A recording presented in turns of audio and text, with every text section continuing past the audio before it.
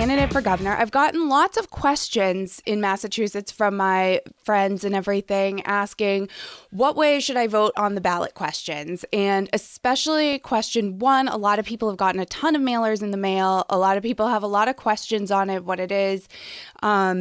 So I've heard so much about this, and there might be no one in the state who knows more about it than my friend Geoff Diehl, who's been involved in so many ballot questions, especially on taxes, help with the ballot question, getting rid of the gas tax being indexed to inflation in Massachusetts, which was huge. I cannot imagine what would we be paying. So a lot of people have been asking me about this ballot question, especially question one, because they're getting these huge mailers.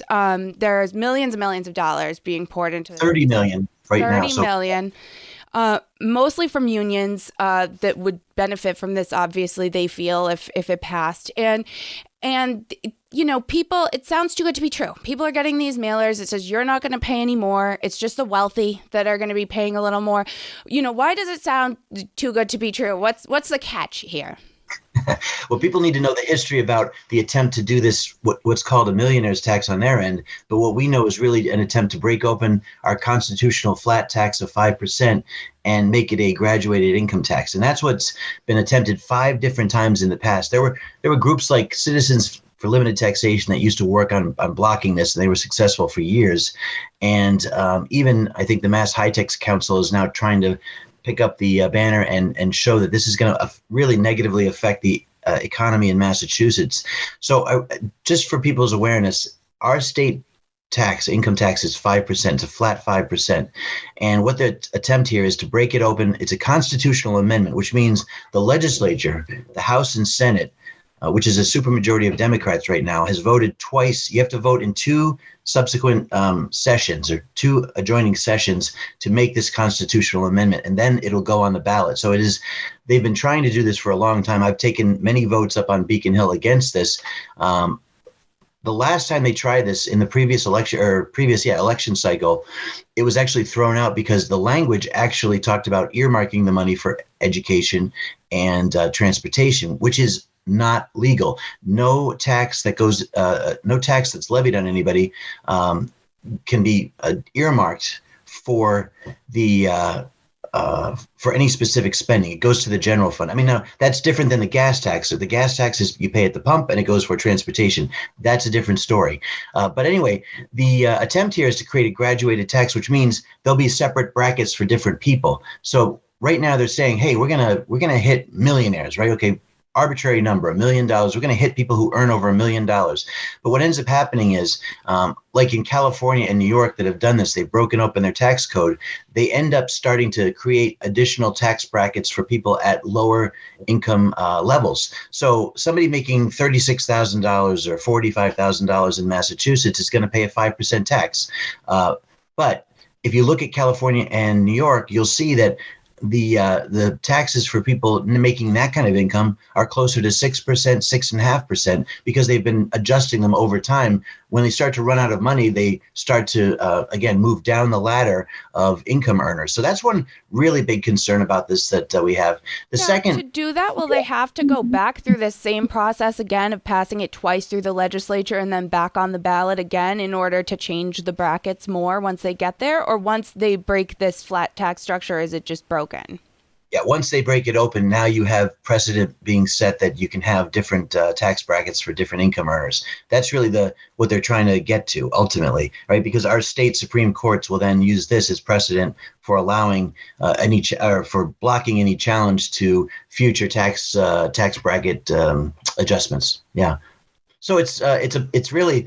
Unfortunately, you're being sold a bill of goods. And let me tell you something, being a millionaire in Massachusetts right now, it's not as hard as you think. This is not like 1930 when the board game Monopoly came out and, you say, you're a millionaire. Like, oh my gosh, I can't even imagine how I'd spend $1 million. Right now, a triple-decker floor in Southie where the Boston police officers used to buy a home for their family because that was the most affordable place to live. That's $1 million a floor right now. So, what they're also not telling you is that not only is this cannot be earmarked for transportation or education, but also that the that you're not going to be taxed on your home. That's absolutely not true. If you start a small business, like my wife and I, we have a performing arts studio that she runs. We started it 20 years ago. We lived with my in-laws for a couple of years to save our money.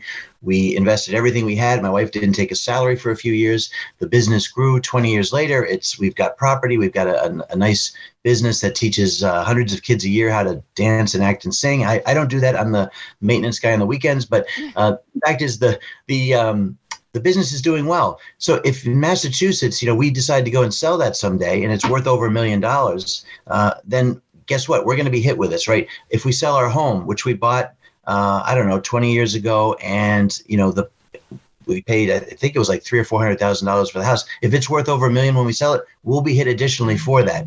So this actually punishes anybody who's been successful or made good decisions. That's what ends up happening and that's why they know how much money this will ultimately bring in is billions of dollars annually, because they're going to be hitting so many different folks. And let me just tell you, I guess this is the most, the part they won't tell you the most is anybody who has income that exceeds $1 million usually is someone who has a pretty good tax attorney or a tax accountant that will, they can figure out a way to offshore their money, or they will physically leave the state. So we've seen this in other states that have done this. People will end up, New Jersey, I think, is probably one of the most egregious examples. Mm-hmm. A lot of people left the state once they did this surtax for millionaires. So fact of the matter is it really is going to end up moving people out of the state who are high earners that reinvest that money either into their property, which keeps the housing market strong, or they reinvest the money into businesses that they have, which help grow those businesses and can hire more people. But really what we end up anticipating is a capital fleeing the state. And you're also going to drive out big companies. GE is moving their headquarters out of Massachusetts. They just moved in recently. The company Raytheon is moving their headquarters to down to Virginia. Smith & Wesson out in Springfield is moving down to Nashville. They're all going to states that have much friendlier tax codes because the executives that work for those companies don't want to live in a state where they're going to be taxed at 9% versus other states which either have no income tax or lower income taxes. So we're driving out companies with that talent pool that would help our state grow again with the economy by having strong companies and jobs that come with that. Right. And now, does the state of Massachusetts need this money right now? Because it seems like that's all I hear about from people around. It's like our schools are so underfunded, everything, like we need this money. It has to come from somewhere. Why not the richer people? Since, we apparently can't fund schools and teachers and all these things. It's a constant refrain that we're like out of money. So we need to do something. Yeah. Well, Alice, let me just say, when I first ran for the state legislature, I think our annual budget, the state's annual budget was about $36 billion. This last year, they just passed a budget that was about $50 billion. So they are bringing in and spending roughly $50 billion a year. Now, just this last year alone, there was an additional $5 billion that the federal government gave Massachusetts for ARPA, the recovery from the pandemic, basically. Money came in, and there was $5 billion. Now, then, and this is what's really mind-blowing, we had excess tax revenue collection in the tune of about $8 billion. So if you think about that, that's $13 billion in money that came in above and beyond what they already taxed you to handle their $50 billion budget. And just so you also people know, when the pandemic hit and the businesses were shut down, we ended up spending as a state about $7 billion in unemployment insurance trust fund money, $7 billion.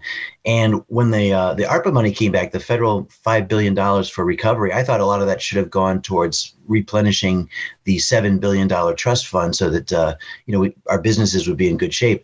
No, instead, what the legislature did was they put $500 million into the trust fund and bonded the rest as a loan over the next 20 years, and they put that cost back onto businesses. So if you were a business that was shut down and you survived that, then you came back and reopened and you were trying to hire people because they were being paid enhanced unemployment not to come to work. If you survived being able to at least get people coming back to work, now you're about to be hit with an unemployment adjustment fee that is basically, you having to pay for not being able to be open. And the state had the money to pay for that in entirely with the 13 billion that was brought in, but instead they decided on pet projects. Folks who live in a lot of that fraudulent too. A lot of that unemployment spending. There was massive, like, organized crime fraud, not like individual people claiming too much, but went through with social security numbers from online and just claimed millions and millions of dollars of unemployment that the people that wasn't real. So on top of the PPP fraud, the EIDL, economic impact damage, and the PPP loans that were spent by the federal government to give businesses a chance to at least, stay open while when they were closed, it basically gave them some money to kind of pay their bills, right? And that we found out there was massive fraud with that federal money. But yes, in Massachusetts, we found out, I think it was over $1 billion, close to $1.5 billion in dollars that were fraudulently collected by people who said that they were unemployed and weren't. And instead of trying to claw that money back, the state has pretty much decided to just forego that. And, and the federal government, I believe, has also just foregone most of that. I mean, they're going after some of the most egregious cases, but generally speaking, it's like they said, oh, we made a mistake and there's not much we can do. Moving on, right? That's the general philosophy, unfortunately, with government when it comes to your tax dollars. Not as vigilant as people would like to think. But look, we're living in an era right now where the president's had several $1 trillion spending bills that have basically been printing money, devaluing the dollar, and now we're paying for it with inflation and mortgage rates increasing. I mean, we're in a recession. Nobody wants to admit it. But yeah, it's important for government to be accountable for their dollars. And the situation with the pandemic allowed for major, major fraud. But now, again, Massachusetts has plenty of money to operate. Schools were shut down. The operating costs. I mean, no school buses were running for the better part of 2 years. Their costs were way down. They were given a lot of federal money actually for ventilation upgrades. I've heard that there hasn't been a lot of money spent by school districts to actually do the ventilation upgrades because of the pandemic. So I think schools right now are sitting on a lot of cash. And so, yeah, I mean, you could always do better as far as helping schools and trying to meet the goals of educating kids. But, they have the money they need to operate right now. And transportation, Alice, I mean, again, you mentioned earlier, I stopped the gas tax from going up automatically with inflation. The ballot question in 2014, I got to know tremendous amount of information about where our state spends its money. We spend $675,000 per year per mile to maintain our roads. Now, we don't physically do that on every mile of road, but that's the average that we spend for road maintenance in Massachusetts. And that number is out there because it's used as a guide against other states as to how efficient we are with our dollars for transportation spending. And we are number 2 in the country as far as what we spend on roads, but we're in the bottom 4 in the country on road condition. So again, I was able to prove during the 2014 ballot question that the state had the money, they just don't spend it where they're supposed to be spending it. And that's the big trick, is to make sure that government's accountable. Obviously, why I'm running for governor now, I've served on Ways and Means for 4 years. I know where the state spends its money, where we do a good job, and where we don't necessarily do a good job. But just getting back to the original question about the ballot question number 1, I really do feel like, first of all, it's going to ultimately be an economic liability for Massachusetts as a whole, as far as investment in the state and growth. And I also think that, again, government, when they get that money, there's no way to hold them accountable for where it's going to be spent. Absolutely. And I definitely think that Maura Healey's priorities in particular would not be aligned necessarily with where most people would want their money spent. But, I think that... Well, Alice, if you listen to my debate, if you listen to my debates with her, you'd think that she was the biggest tax cutter since Ronald Reagan, right? I mean, she's talking about, we've got to pass the Baker tax cuts. Yeah. Your legislature, that supermajority of Democrats, blocked that in the final week of session this last year when they had plenty of money to do that. And by the way, with all this excess tax revenue, the state actually has a legislation in place that forces them to return about $3 billion to the taxpayers. Right now, they're figuring out feverishly how to try to block the return of that money to the people who are owed the overpayment of their taxes. And they're looking for a way to try to adjust that law for the future so they don't have to give that money back. So that's the party that she's representing. And, she's for question 1. She really tried to, duck that question when ultimately asked in the debate. She wants more government spending, and she says that it's earmarked, but it's not earmarked. So, again, you're being given a mistruth when it comes to the this whole ballot question in general. Wow. And so I want to touch also quickly on ballot question number 4, because this is another big one that I think first of all, a lot of people don't know about it because it wasn't even printed in the booklet that came out. This was a later add to the ballot questions. And this is all about the illegal immigrants getting driver's licenses in Massachusetts, which the legislature passed. And now, so explain, this ballot question is an attempt to undo what the legislature did? Well, it's actually interesting because even Governor Baker blocked this by vetoing the law that was passed, and they overrode him. So it's got a nice little story to it as well. And this is not the first attempt that the legislature's tried to provide driver's licenses for people who are here illegally. There was a time not too long ago, within the last decade, where the federal government actually told Massachusetts that your driver's licenses are so compromised because there's so many people who are here illegally that have them, that the Massachusetts driver's license wasn't going to be allowed to be used to get into federal buildings or board commercial airlines. That's how dangerous the situation had become. So we had to switch to Real ID. I think if anybody is going through the process of getting a driver's license or renewing it, they know that Real ID is going to be you're going to be forced to get the Real ID. So what it's so interesting is that the legislature this year decides to pass this in an election year, and Governor Baker vetoes it, and they override him, knowing at the time that it really was not, first of all, safe for our driver's licenses and our license integrity, but also over the objections that the governor had, which were pretty legitimate. One is that the RMV, the arm that would actually process the out-of-country documents from people who are here illegally. And Alice, I should also say this. This is not to block people who are in the process of becoming citizens. If you're immigrating to the country, you've got your green card, you've got your H-1B license to work here, you got your work visa, or you are a refugee from another country, you have the ability, the path to get a driver's license in Massachusetts. It's not about it's not about immigration. It's about people who are here illegally that have not made any attempt to try to become a citizen and are saying, I deserve a driver's license. Now, again, if you went to another country that they came from, like Venezuela, for example, there is no way that they would issue somebody from America a driver's license without any documentation. And yet that's what is being asked of the citizens of Massachusetts by the legislature. So anyway, Governor Baker vetoes it. And two of his biggest objections were the RMV is not the right arm to do this. They have had a real problem with sensitive documentation, and I'll explain that in a second. And the second part of it is that a 2020 motor voter law that was passed in Massachusetts means that anybody who gets a Massachusetts license automatically has their name put on voting rolls in the town that they live in. So it basically opens us up to voter fraud because you're not supposed to vote in this state if you're not here legally. And yet they'll be on the voter rolls and they'll have a license if they were challenged at the polls as to who they are. So back to the RMV situation, we have an RMV that was unable to process out-of-state driving violations to the point where, I don't know, pretty famously, I don't know if you can throw this up in my podcast, but there's a picture of a room at the RMV in Braintree that had, I think it was like 80 boxes of documents that were from other states that never got processed. And these were people who violated those state laws, were supposed to have their licenses suspended in our state, and they never processed them.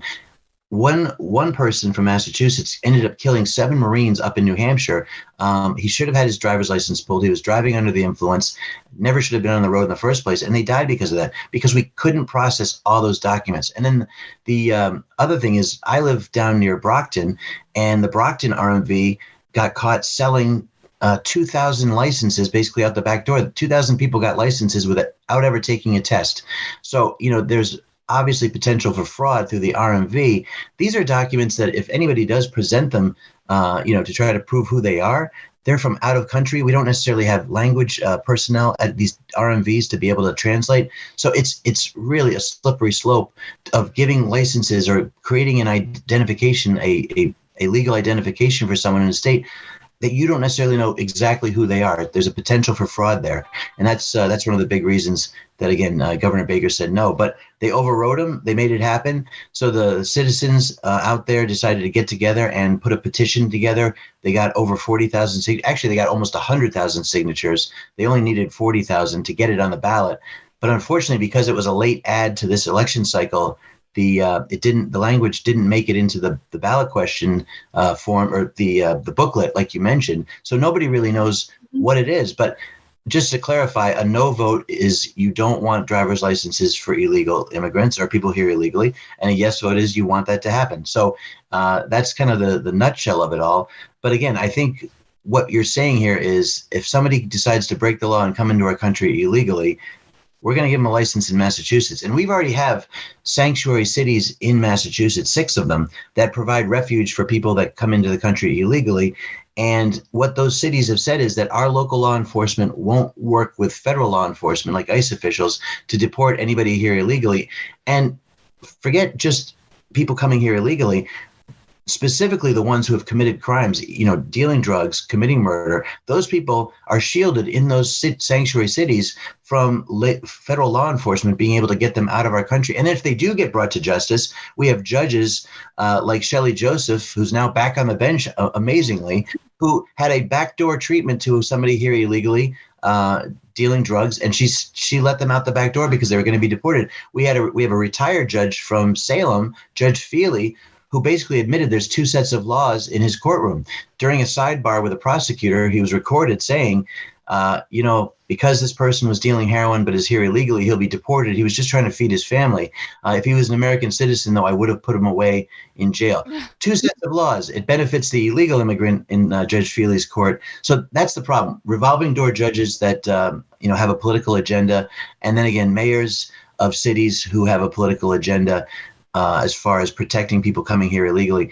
And again, I'm actually, as a state rep, I filed language to try to speed up immigration. We have about 200,000 or 300,000 people eligible to become citizens in our state. And based on funding, federal and state funding, we can only process about 1,500 people a year. That's ridiculous. We had 50,000 people leave Massachusetts last year alone because of economic issues or freedom issues.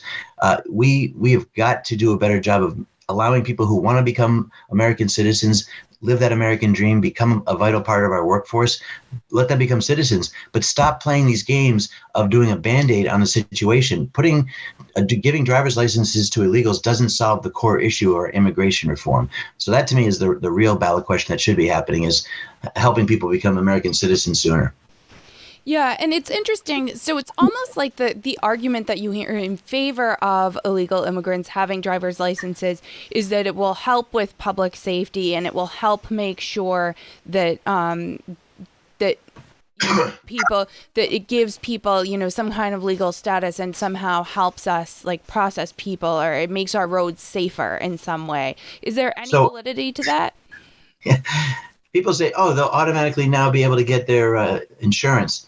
Getting a driver's license doesn't mean you get insurance. No, there's no requirement to have insurance to get a driver's license. There is requirement to get insurance if you decide to register your car and put it on the road. But you can even buy a car without insurance. If you want to register it, that's when you have to get insurance. So this does not address what they're trying to say, which is that you'll now have people on the road that are insured. It does not guarantee that whatsoever. And again, I've talked to rank and file police officers who've said to me, it used to be that if somebody was driving without a driver's license, it gave them the ability to now, again, let me back up for a second. One of the problems we have with the drug situation in our state, and we have a major drug situation, opioid deaths are at the highest level they've ever been in the history of our state. The pandemic really set us backwards. And we're seeing not just heroin now, but we're seeing fentanyl coming into Massachusetts, coming across the border. And we know that there's a trafficking route that comes up, through the southern Massachusetts, up through Brockton, up through Lawrence, up into New Hampshire, and up into Maine. And it's a pretty well-known route for law enforcement. And what they see is, you'll see a rental cars going up and down the New England, this corridor, because what happens is drug dealers don't want to have their own cars impounded if they get caught. So they have rental cars. And so if you see these plates, if you're a law enforcement officer and you're tracking these cars going up and down from certain cities out of Massachusetts, they have a pretty good idea that there could be drug dealing going on. If they actually were able to pull somebody over and then they didn't have a driver's license, it would allow them to inspect the vehicle to see if there was indeed something going on. I'm not saying that, they want to profile everybody who doesn't have a driver's license and say that they're all criminals. But what it does do is it allows them, in cases where they do believe that there's drug trafficking going on, to actually have now a reason to inspect the vehicle if somebody is not driving legally. So, unfortunately, it's actually handcuffing police officers from being able to help protect our streets. And so there's a lot of hidden consequences to doing this beyond just the fact that I always thought that, again, if you come into the country illegally, you've already broken a law. How are you now supposed to say I should be rewarded with one of the most sensitive documents out there? I mean, my daughter just turned 21.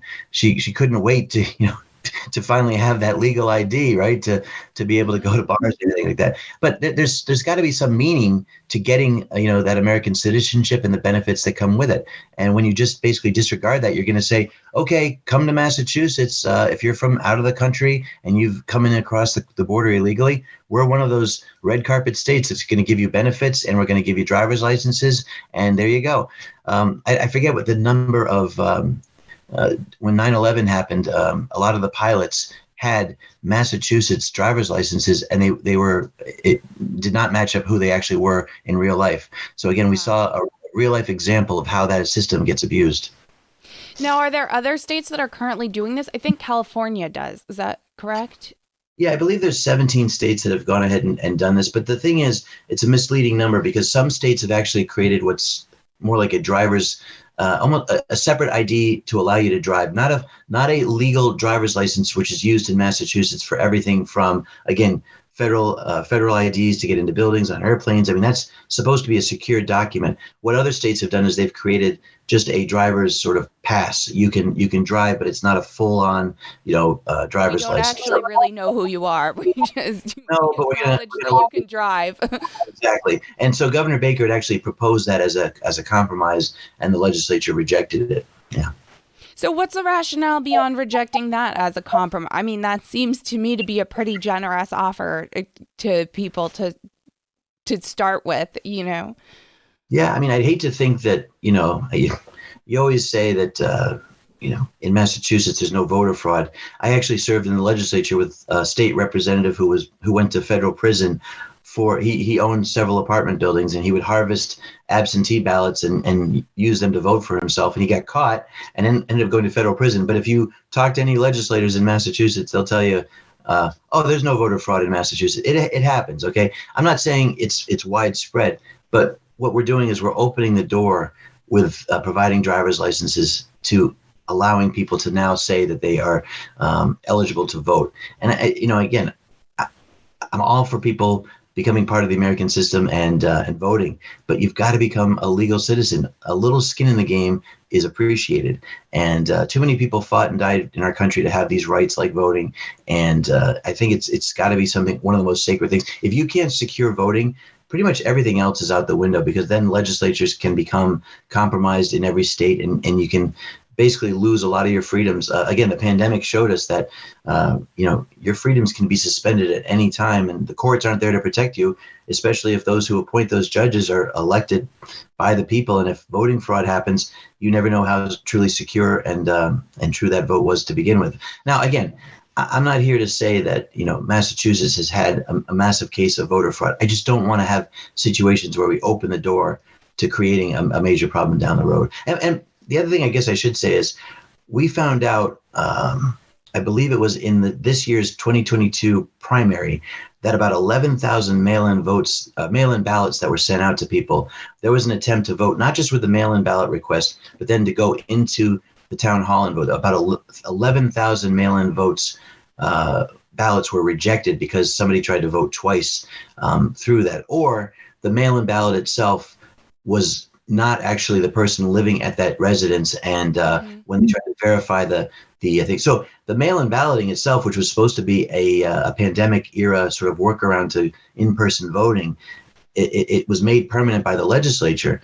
And it's already proven to have 11,000 problems in just the primary of this year alone. So again, what we're trying to do is make sure that these voting issues are eradicated, not try to create a step where it's another problem to fix. Right. And I mean, I can just from personal experience, see that we got in our mailbox. There's only 2 adults who live in my house, me and my husband, Tom, and we got the mail-in ballot request forms for the 2 of us and for the 2 people that we bought the house from 4 years ago. And we have all 4 at our address, even though I assume those people have moved and registered to vote somewhere else now. They're apparently still in the voter rolls. And what's weird is we didn't get request forms for them in 2020, so I don't know how they ended up back on the list of people to mail ballots to. It's very odd, and it creates a lack of trust. And I think that the driver's license issue also creates a lack of trust in the system, which, I'm not a big voter fraud person. I think in Massachusetts, Republicans especially have a lot of work to do convincing their neighbors before we worry about, whether or not there was fraudulent voting too. But I also, I think there are a lot of people whose hearts and minds can be changed, and that more so than worrying about cheating. But I do think there is cheating that goes on. And I think that when you create that lack of trust, which I think the state of Massachusetts has done now with the mail-in voting and this driver's licenses for illegal immigrants, you're creating a lack of trust in the system that does set up this kind of division where some people just will not believe that the election results are legitimate. And I want people to believe the election results are legitimate. We have a U.S. senator who believes that the 2016 election was stolen. Senator Ed Markey still thinks we have a stolen Supreme Court because Trump somehow colluded with Russia, even though it's been fully proven that was a Steele dossier, a whole attempt by the Hillary Clinton campaign and the FBI to frame him for something. But no, there are sitting U.S. senators from Massachusetts that actually think elections have been stolen. Yeah. It's been my whole life. I was born in 1987, so there's not a Republican president in my adult lifetime that was treated as legitimate. George W. Bush was legitimate. Florida, the hanging chads. Yeah, exactly. Right, exactly. There hasn't been it's been Republicans aren't legitimate my entire adult life. So I don't have a ton of sympathy, but I think that it's very, very dangerous actually to have a system where people don't think that the elections work, that they're real. We don't want to live in Putin's Russia where people win with 95% of the vote and everybody knows it's a joke, but they just go on about their lives.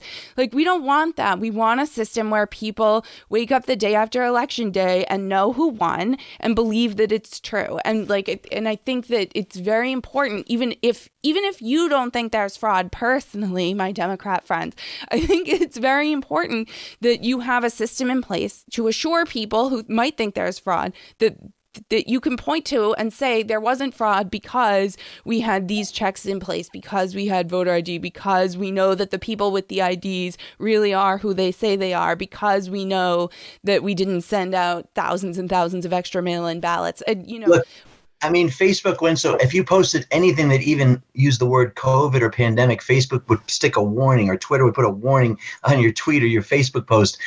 We can somehow monitor a ton of stuff, but we don't want to create security, create that extra check and balance on just the most basic thing that gets puts our country on the map, which is our democracy and the voting that it makes us supposedly the envy of the rest of the world. Yeah, like you said, when you have third world countries that basically have 100% turnout for one candidate, it makes you scratch your head. Absolutely. Well, I think that really, gets at the core of this ballot question and why it is so problematic, this number 4. So that's why I'm voting no on it. Is really it's an election security thing. I don't know why they couldn't take the compromise of doing, a driving ID that's separate from a real Massachusetts driver's license. And I think that speaks a lot to what the motivations are. But anyway, I will let you get back on the campaign trail. I really appreciate your taking the time to talk with me about these questions and provide some of your insights. Like I say, I don't know if anybody in the state knows as much about these issues as you do. I think that it's great, and I hope to talk to you again soon. Clouds rolled in and I said, must have brought the rain from Boston. But you looked at me and I felt the sun